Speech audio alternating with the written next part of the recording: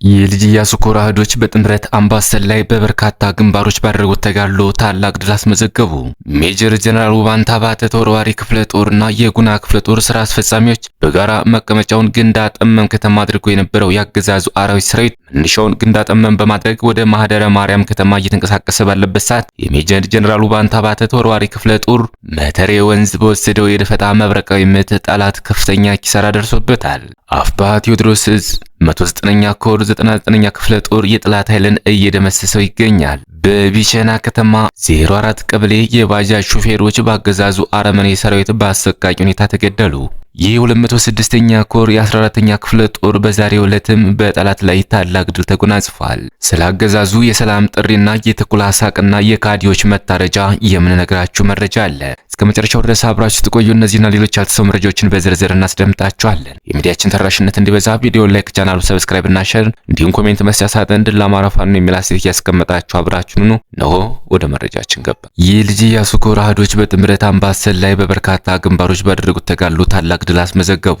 ልጅ ኢያሱ ኮር በሁሉም የአምባሰል አካባቢዎች በበርካታ ግንባር የብልጽግናው አራዊት ሰራዊት የፋኖ ይዞታዎችን እቆጣጠራለሁ በሚል ቅዠት የማጥቃት እንቅስቃሴ እያደረገ ያለ ሲሆን በልጅ ኢያሱ ኮር ስር የሚገኙት ክፍለ ጦሮች ከባድ ትንቅንቅና ተጋድሎ አድርገው በመከትና መልሶ ማጥቃት በማድረግ ከባድ ሰብአዊና ቁሳዊ ኪሳራ በማድረስ ወደ መጣበት መልሰው ድል አስመዝግበዋል። ሜሊክስ ልጅ ኢያሱ ኮር 23ኛ ክፍለ ጦር ከጊሸን ወደ ደልባና ጂጎዶ ለመንቀሳቀስና ለመቆጣጠር አስቦ የማጥቃት ውጊያ ቢከፍትም በመከላከል ብሎ መልሶ ማጥቃት በማድረግ ድባቅ መተው ወደ መጣበት እንዲመለስ አድርገውታል። በሌላኛው ግንባር መነሻውን ከውጫሌ ከተማና ከማርዬ ያደረገ ጠላት ያለ የሌላ ኃይሉን ተጠቅሞ ወደ ደብል በምድር በመካናይዝድ ታንክና መድፍ ታግዞ በሰማይ በአየር ኃይል ድሮን ታግዞ ማጥቃት ቢያደርግም በ24ኛው ክፍለ ጦር ድብል ላይ እየተመታ ይገኛል። እንዲሁም በትናንትናው ዕለት የልጅ ኢያሱ ኮር የኮር ቃኝ ቦርጊሳ ከተማ ደፈጣ በመጣል ከመርሳ ወደ ውጫሌ ዙፋን ጠባቂ ሰራዊትን እያጓጓዘ ባለበት በደፈጣ ውጊያ ያገዛዙን ኃይል ሙትና ቁስለኛ በማድረግ ድል አስመዝግበዋል።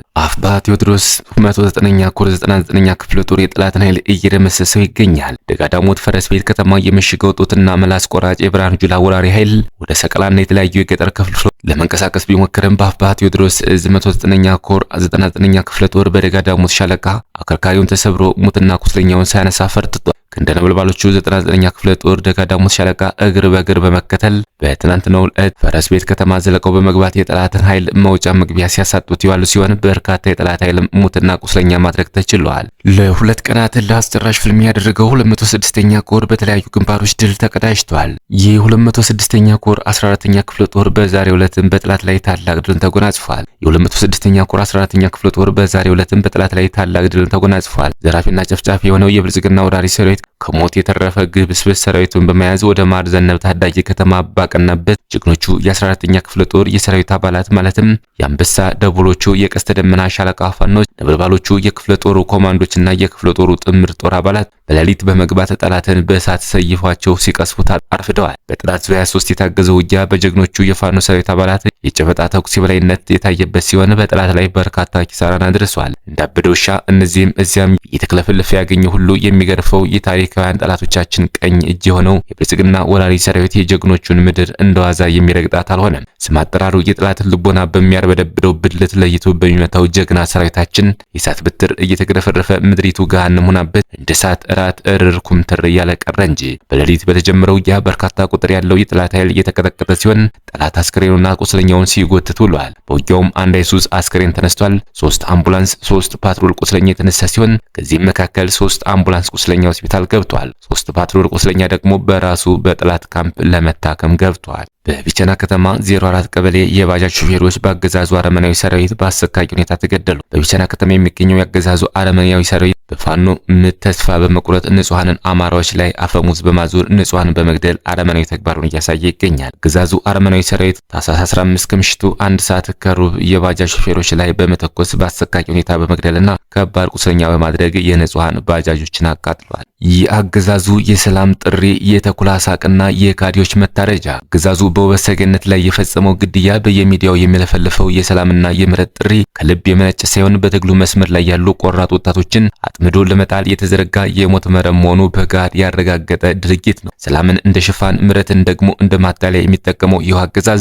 ቃሉን አምኖ የገባውን ወጣት ውበት ሰገነትን ረሽኖታል። አረመኔው አገዛዝ አስመሳይነት እንደ ስልት በመጠቀም በአንድ በኩል ለድርድርና ለሰላም ዝግጁ መሆኑን እየሰበከ በሌላ በኩል ግን እጃቸውን የሰጡትንና ምሕረት ተደርጎላቸው የተባሉትን ወጣቶችን ይረሽናል። ይህ የሚያሳየው አንድ እውነት ብቻ ነው። አገዛዙ ሰላምን የሚፈልገው ለህዝብ ጥቅም ሳይሆን ትግሉን ከውስጥም ለመዳድና የታገሉትን ወጣቶች ለብቻ ነጥሎ ለማጥፋት ነው። አገዛዙ ለወጣት የሚያቀርበው የሰላም ጥሪ መርዛማ ማር ነው። ይህ በውርደት የተገደለው ወጣት የአገዛዙን የይስሙላ የሰላም ፈገግታ አምኖና በትግሉ ውስጥ የነበረውን የዲሲፕሊን ግድፈት ለመሸፈን ወደ ጠላት የሸሸ ነበር። ነገር ግን የጠበቀው ሰላማዊ ኑሮ ሳይሆን መረጃው ከተጋጠ በኋላ የሚጣልበት የሞት ሸለቆ ሆኗል። ለአገዛዙ የሰላም ጥሪ እጅ መስጠት ማለት በራስ ፍቃድ ወደ መታረጃው ቢላዋ መሄድ ማለት አገዛዙ ካዲዎችን የሚቀበለው ወዷቸው ሳይሆን ተጠቅሞባቸው ለመጣል ነው። ለገዛ ወገኑን ለታገለለት ዓላማ ታማኝ ያልሆነ ግለሰብ አገዛዙ ፈጽሞ ያምነው። እንደ ሎሚ መጡ እንዳገዳ ጨምቆ ከጨረሰ በኋላ መጨረሻ እንደ ውበት ሰገነት በጥይት ተቆልቶ መጣል። ከአገዛዙ የሰላም ጥሪ ጀርባ ያለው ደም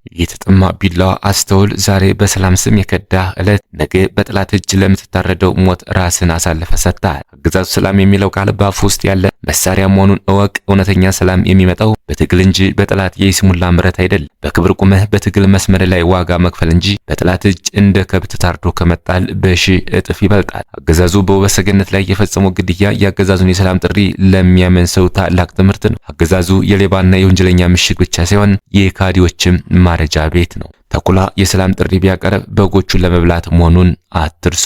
ሰሞኑን ወለጋ ምድር ምስራቅ ወለጋ ዞን ጊዳ አያና ወረዳ አንድ ወዴ ዲቾ ቀበሌ ሻሾበር ከተማ ገዳ ኮማንዶ የተባለው ጨፍጫፊ ሰራዊት በመከላከያና ሚኒሻ ታጅቦ ከገባ በኋላ ከ130 በላይ ወገኖቻችን በማጋየት ወደ ወረዳው ዋና ከተማ ይወስዳቸዋል። ከታጋቾቹ መካከል ነፍሰ ጡር፣ ህፃናት፣ ሽማግሌዎች በብዛት ይገኙበታል። ይህንንም ተከትሎ አካባቢው የተቆጣጠረ የመሰለው ገዳ ኮማንዶ አማራውን በነጻነት ለመጨፍጨፍ ይመቸው ዘንድ መከላከያ አካባቢውን ለቆ ይወጣልኝ ሲል ለበላይ አመራሮች አመልክቶ አመሻሹን መከላከያ ጓዙን ተቀሎ ወደ ቱሉ ጋና ከተማ ወጣ። ይህንን ተከትሎ የከተማው የአማራ ማህበረሰብ ከተማውን ለቆ ሸሸ። በአገዛዙ ከፍተኛ እምነት የተጣለበት የገዳው ምልምል ኮማንዶ በሌሊቱ የአማራውን ሀብት ንብረት ለመዝረፍ እየተዘጋጀ ባለበት ሰዓት የወገን ኃይል በተቀናጀ መልኩ በጧቱ ከፍተኛ ጦርነት በመክፈት በሰዓታት ውስጥ 4 ምሽጎችን በመስበር የተረፉትን ወደ አቅጣጫ በመሰብሰብ እያጠቃ በነበረበት ሰዓት ጫጫታው ተበራከተ። ያ በኃይል ወጣ ተብሎ የነበረው መከላከያ ወደ ቦታው እንዲገባና ከሞት የተረፉትን እንዲታደጋቸው ጥሪ ያቀረቡ። በዚህም መከላከያ በዙ 23 ሽፋን መከላከያ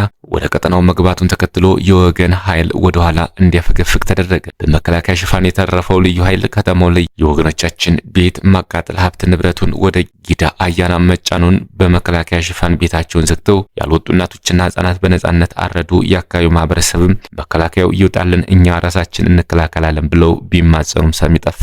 ከ10 ያላነሱ ወገኖቻችን ቤታቸው በር ላይ በገዳ ኮማንዶ በመከላከያ ሽፋን ታረዱ። ዛሬም ይህኑ ተግባራቸውን ለመፈጸም በመከላከያ ታዝለው ወደ ዋጃ እንቅስቃሴ ያደርጉ እንደነበር የዓይን እማኞች ለቢዛሞ ሚዲያ ገልጸዋል። ክቡራትና ክቡራን የቻናላችን ቤተሰቦች ለሰዓቱ ያዘጋጀናቸው መረጃዎች እነዚህ መስሎ ነበር። በሌላ የመረጃ ሰዓታችን እስክንገናኝ ድረስ የዩቲዩብ ቻናላችን ሰብስክራይብ፣ ሼር እንደዚሁም ላይክ እያደረጋችሁ ጠብቁን። ቸር ያገናኘን። መልካም ቆይታ